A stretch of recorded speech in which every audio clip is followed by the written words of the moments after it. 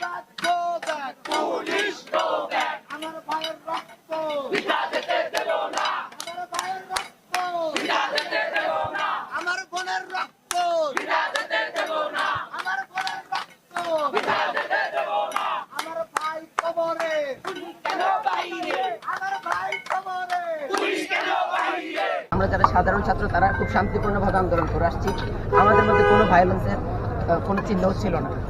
এক পর্যায়ে এসে দেখা গেল কি, যখন আপনার ওবায়দুল কাদের সাহেব গ্রিন সিগন্যাল দিলেন যে এটাকে ছাত্রলীগরাই রাজনৈতিকভাবে কি দিবে, প্রতিহত করবে। তার মানে আমাদের মাননীয় মন্ত্রী আওয়ামী লীগের সাধারণ সম্পাদক ওবায়দুল কাদের সাহেব উনি নিজেই ছাত্রলীগকে দিয়ে এই ভায়োলেন্সের সূচনা ঘটিয়েছে। আপনারা দেখেছেন এর আগে আমাদের মধ্যে কোনো ধরনের ভায়োলেন্স ছিল না।